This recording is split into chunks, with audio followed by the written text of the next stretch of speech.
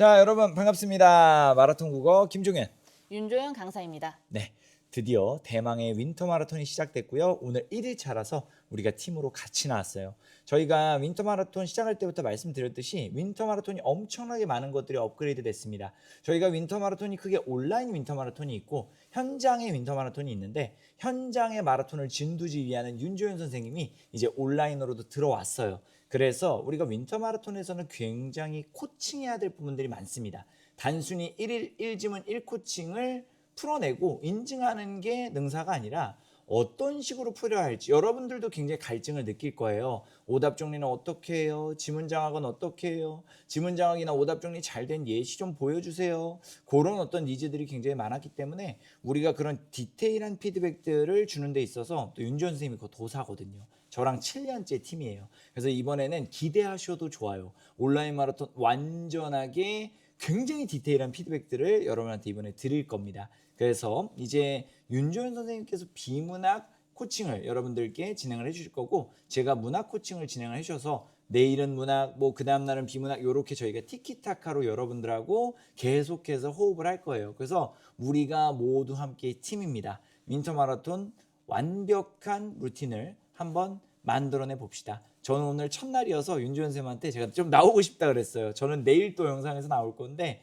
저는 오늘 잠깐 나와서 여러분들하고 인사하고 싶어서 여러분들 정말 우리 열심히 이번에 한번 달려봅시다. 그럼 오늘 윤지원 쌤의 비문학 잘 한번 들어보세요. 굉장히 잘 또 준비를 하셨어요. 그래서 지금 목동에서 그죠? 굉장히 또 크게 학생들하고 만나고 있어요. 그래서 여러분들하고 달리는 어떤 지금 이 첫 순간이 굉장히 우리가 설레고 있습니다. 자, 그러면은 좋은 학습 되시고 저는 또 만나겠습니다. 오케이.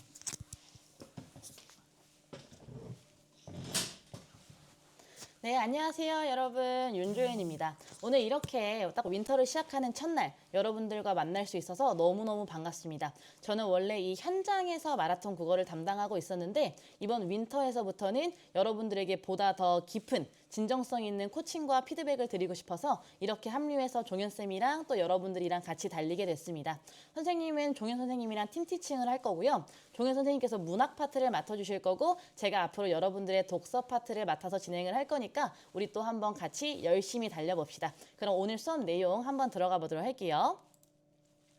자, 여러분들 오늘 자료 커리큘럼에도 써있듯이 첫 번째 날은요, 바로 사회지문입니다. 그래서 우리 한번 이 경제 지문을 같이 한번 읽어보도록 하겠습니다.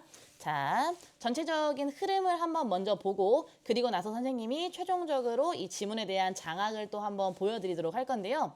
첫 번째 문단부터 한번 시작을 좀 해볼게요. 소비자들은 어떤 제품이나 서비스를 선택할 때 쉽사리 결정을 내리지 못한다. 이를테면 기능은 만족스럽지만 가격이 비싸거나 반대로 가격은 만족스러운데 기능은 그렇지 않다거나 하는 경우를 들 수 있다. 이처럼 소비자들은 구매 과정에서 흔히 갈등을 겪게 되는데 그중 가장 대표적인 것이 바로 접근 갈등이라고 합니다. 예를 들면 우리가 어떤 제품을 살 때 A 제품도 마음에 들고 B 제품도 마음에 들 수 있어요. 하지만 그 제품을 둘 다 살 수 없을 때 내가 A 제품을 사야 되나 B 제품을 사야 되나 라는 마음속에 갈등을 겪게 되죠. 그런 갈등을 우리가 바로 접근 갈등이라고 하는데, 이렇게 둘 이상의 바람직한 대안 중에서 하나만을 골라야 하는 경우 어떤 것을 선택해야 될지 결정하지 못해서 발생하는 갈등입니다. 하지만 이때 판매자들이요, 대안들을 이 A라는 제품과 B라는 제품을 함께 묶어서 제공을 함으로써 소비자가 겪는 이 갈등을 해소할 수 있어요. 예를 들면 뭐가 있냐? 내가 중국집에서 이제 음식을 시켜 먹으려고 하는데 짜장면도 먹고 싶고 짬뽕도 먹고 싶단 말이야. 그러면 나는 이제 고민을 하겠죠.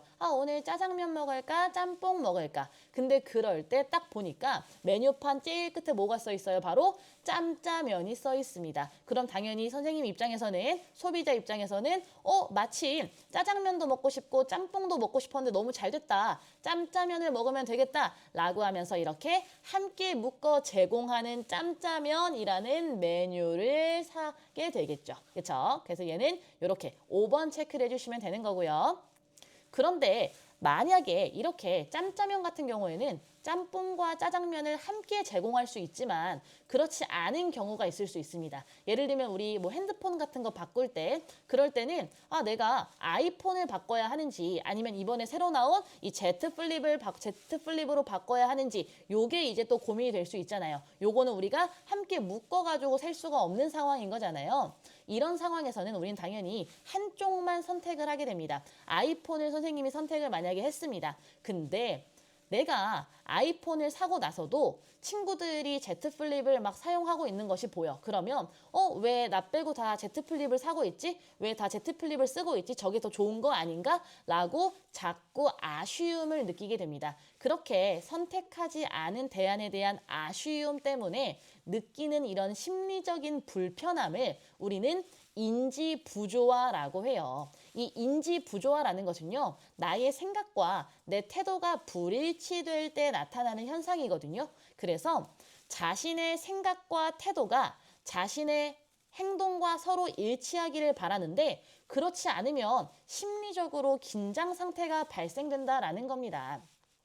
이런 경우 당연히 사람들은 이런 심리적인 불편함, 이런 긴장 상태를 해소하기 위해서 나의 어떤 이런 생각과 내 행동을 일치시키려고 노력하겠죠. 그런 노력할 때에 우리가 주로 하는 방식 3가지가 있는데요. 그 3가지가 뭐냐? 바로 첫 번째는요. 내가 선택하지 않은 제품, 즉 이 Z 플립의 단점을 찾아내려고 하거나 혹은 Z 플립이 가지고 있는 장점을 무시하기도 합니다. 하지만 더 일반적으로 대부분의 사람들이 하는 행동은 뭐냐면 자신의 구매 행동을 지지하는 부가 정보들을 찾아내는 거예요. 바로 내가 산 아이폰의 부가적인 장점들, 부가적인 기능들을 찾아내려고 하는 거죠. 그렇게 내가 그런 정보들을 찾아냄으로써 역시 아이폰 사기를 너무 잘했다라고 스스로에게 확신을 주는 겁니다. 그러려면 우리가 주로 이렇게 기능과 어떤 장점들을 찾기 위해서는 뭘 주로 찾아보고 뭘 보게 되냐면 바로 광고들을 보게 됩니다. 이 광고라는 것은 당연한 거지만 제품의 긍정적인 면에 대해서만 이야기를 해요. 그렇기 때문에 광고를 봄으로써 나는 내가 몰랐던 아이폰의 어떤 새로운 기능들을 발견할 수 있는 거고 또 아이폰의 장점들을 계속해서 들음으로써 다행히 내가 선택한 이 아이폰이라는 것이 장점이 있고 이 장점을 재확인하거나 혹은 새로운 선택 이유를 찾아냄으로써 내 마음속에 느꼈던 심리적인 불편함들을 해소할 수 있다는 거예요. 오케이? 그래서 우리가 주로 어떤 생각을 하냐면 광고라는 건 뭔가 이 제품을 구매하기 전에 보는 거 아닌가? 우리가 제품 구매 전에 광고를 보면서 제품을 구매하는 거 아닌가? 라고 생각을 할 수 있지만 이런 구매 후 광고 또한 소비자들에게 굉장히 긍정적인 효과를 불러일으킨다라는 겁니다. 그래서 제품을 구매한 고객들은 대상으로 한 광고는 전달할 수 있는 정보가 제한적인 매체보다는 많은 정보를 담을 수 있는 매체를 활용하는 것이 효과적이라고 하는 거예요. 그래서 소비자들이 이렇게 구매 후에 광고를 탐색하는 것은 내가 느꼈던 어떤 심리적인 불편함, 인지 부조화를 감소시키자 하는 노력인데 이렇게 소비자들에게만 긍정적인 효과만 있는 것이 아니라 어떤 측면, 기업의 측면에서도 기업의 입장에서도 긍정적인 효과를 불러일으킬 수 있다는 거죠. 예를 들면 구매 후 광고는 제품을 구매한 소비자들에게 자신의 구매 행동이 옳았다라는 확신이나 만족을 심어주기 때문에 회사의 이미지도 높이고요. 또 브랜드 충성심을 구축하기도 합니다. 이렇게 회사의 이미지가 높아지고 브랜드에 대한 충성심이 생기면 당연히 우리는 그 다음에 핸드폰을 바꿀 때도 나는 당연히 아이폰을 사야겠다라고 하며 재구매가 유도될 수 있죠. 그리고 또 다시 내가 친구들에게 내가 아이폰 써보니까 엄청 좋더라. 이거 막 광고도 내가 찾아보니까 막 숨겨진 기능이 엄청 많아 라고 하면서 입소문을 확산시킬 수도 있는 거예요. 그래서 구매 후에 광고를 보는 것은 소비자들에게도 이득이고요. 기업들에게도 이득입니다. 그래서 소비자와 기업 사이에 굉장히 긍정적인 상호적 우호 관계가 유지될 수 있다는 거예요. 자, 그러면 방금 전에 쌤이 설명한 이 내용을 기반으로 우리 문제를 한번 들어가 보도록 할게요. 1번 문제. 윗글에 대한 이해로 적절한 것을 골라주는 거였는데 쌤이 아까 전에 이렇게 연결해서 보여줬듯이 소비자는 자신의 구매 행위가 최선이었다라는 확신이 없을 경우 이미 구매를 했는데 내가 과연 잘 산 게 맞나? 라는 어떤 생각이 들고 확신이 없을 경우 마음속으로 뭘 느낀다 그랬죠? 심리적인 불편함을 느낀다. 심리적인 긴장 상태를 느낀다라고 했잖아요. 그런 것들을 우린 뭐라고 한다? 바로 인지 부조화 현상이라고 한다. 이렇게 정리해 줄 수 있겠죠. 그리고 3번 문제를 한번 들어가 보자면 니은의 이유로 가장 적절한 것은 니은은요. 위에 나왔었던 제품을 구매한 고객들을 대상으로 한 광고는 전달할 수 있는 정보가 제한적인 매체보다는 당연히 최대한 많은 정보를 담을 수 있는 매체를 활용하는 것이 효과적이겠죠. 그렇죠? 그 이유가 뭐 때문인지 생각을 한번 해보자면 우리가 구매 후에 광고를 탐색하는 이유는 내가 선택한 제품에 대한 확신이 없기 때문에 내 마음속에 발생하고 있는 긴장 상태, 이런 심리적 불편함을 해소하기 위한 행동 3가지를 한다라고 했잖아요. 그중에 가장 대표적인 거 하나가 뭐였다? 바로 이 제품을 잘 샀구나라는 확신을 얻기 위해서 부가적인 지지 정보를 얻는 거라고 했잖아. 그럼 당연히 그런 부가적인 지지 정보가 많으면 많을수록 소비자는 그 제품에 대해서 확신할 수 있겠지. 그래서 구매 제품에 대한 지지 정보가 많을수록 소비자가 인지 부조화를 효과적으로 해소할 수 있기 때문에 라는 선지를 이렇게 골라주시면 되겠죠. 그리고 우리 4번 문제를 보면 구매 후 광고 전략 화상회의의 일부라고 되어 있습니다. 이 중에서 발언 내용이 적절하지 않은 것을 고르는 거거든요. 자, 우리 바로 2번을 한번 볼게요.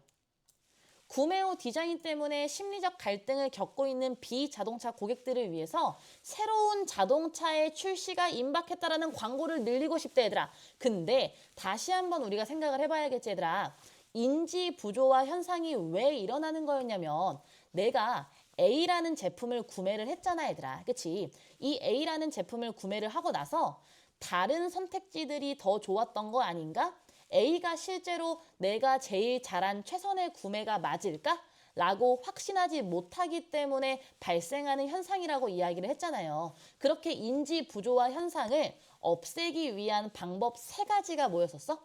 첫 번째는 내가 선택하지 않은 제품들의 단점을 찾아내거나 혹은 그 제품의 장점을 무시하거나 혹은 내가 선택한 제품의 긍정적인 지지 정보들을 찾아내는 거잖아. 그러려면 내가 구매한 이 아이폰이 얼마나 좋은 기능을 가지고 있고 얼마나 사람들이 좋아하는 거고 많이 구매하는 거고 이런 정보들을 얻어야지.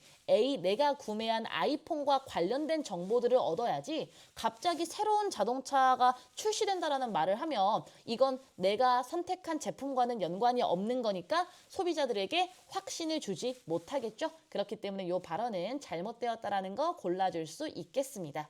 자, 우리가 이렇게 지문과 문제를 이제 정리를 좀 해봤는데 선생님이 이 지문 관련해서 이제 지문 장악을 한번 같이 여러분들과 또 해보도록 하겠습니다. 선생님은요, 이 지문을요, 구매 단계에 맞춰서 정리를 좀 해봤는데요.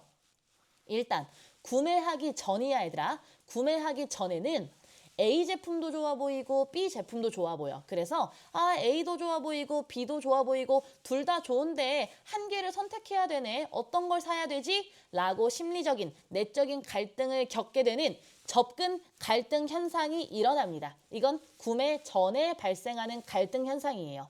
그래서 내가 궁극적으로는 A라는 제품을 구매했단 말이야. 근데 이렇게 구매 후에는 갑자기 내가 A를 잘 선택한 것이 맞나? B가 더 좋았던 것은 아닐까? 라는 인지 부조화 현상이 발생합니다. 이것은 내가 구매를 했기 때문에 발생하는 현상이에요. 그럼 나는 이런 심리적인 불편함, 인지 부조화 현상을 해소하기 위해서 시도를 할 거예요. 그 시도의 방법은 총 3가지라고 했었죠. 바로 내가 구매하지 않은 B의 제품 단점 찾기, B의 제품 장점 무시하기, 그리고 가장 중요했던 내가 구매한 A의 지지 정보 찾기. 이렇게 A의 지지 정보를 찾기 위해서 내가 어떤 행동을 한다고 했죠? 구매 후에 광고를 탐색합니다. 그 구매 후 광고에서 뭐 하죠? 아, 역시 이 A 제품 이런 면이 좋았어. 어머, A 제품에 이런 기능도 있었네. 라고 하면서 스스로의 선택에 확신을 얻게 되죠. 그럼 결과적으로 소비자들에게는 A 제품을 선택했다라는 것에 대한 확신을 받을 수 있고요. 기업들에게는요.